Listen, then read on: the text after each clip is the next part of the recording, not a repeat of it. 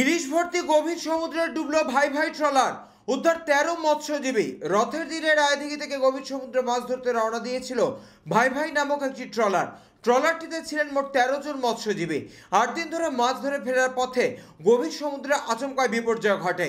ট্রলারটি পাটাতন নোঙরের দড়ির মতো অংশ হঠাৎ ছেড়ে যায় এবং কিছুক্ষণের মধ্যে সেটি জলমগ্ন হয়ে ডুবে যায়। তবে সৌভাগ্যবশত পাশে থাকা আরেকটি ট্রলার আব্বা মায়ের দোয়া দ্রুত এগিয়ে এসে উদ্ধার করে সকল মৎস্যজীবীদের।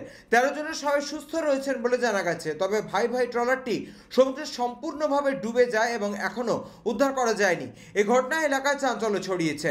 স্থানীয় মৎস্যজীবীদের মধ্যে আতঙ্ক ছড়ালেও মৎস্যজীবীদের দ্রুত উদ্ধার কার্য সম্পন্ন হওয়ায় অনেকেই স্বস্তির নিঃশ্বাস ফেলছেন এবং মৎস্যজীবী দফতর সূত্রে জানানো হয়েছে ডুবে যাওয়া ট্রলার উদ্ধারের বিষয়ে প্রয়োজনীয় ব্যবস্থা নেওয়া হবে।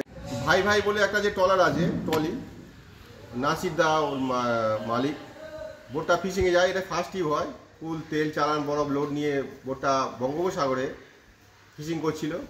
ওই মুহূর্তে যে একটা হোস থাকে, মানে নিচে থেকে ফুটো করে হোস থাকে, হোস পাইপ খুলে গিয়ে বোটটা ডুবে যায়। এবার বোটে 13 জন মতো মৎস্যজীবী থাকে, তারা অন্য নৌকায় করে চলে যায়। তুলে নিয়ে রায়দিঘি ঘাটে চলে এসেছে। এই মতো অবস্থা, বোটটা কোনো মতে ফিরিয়ে আনা যায় না, আর প্রচণ্ড রোলিং, যার জন্য বোটটা আর ফিরিয়ে আনা যাচ্ছে না। যে এর কি কোনো আমাদের কোনো ব্যবস্থা নেওয়া হবে? এই যে না, এটা আমরা কোস্টগার্ড, এডিএম মেরিনকে সবাইকে জানিয়েছি যদি বোটটা সন্ধান পাওয়া যায়। তবে আশা করি যে জায়গাটা আমাদের মার্কিংটা দিয়ে অন্য মৎস্যজীবীরা দিয়ে গেছে, ওটাকে ফিরিয়ে আনা যাবে না। খুব সমস্যার মধ্যে মালিক হয়ে গেছে।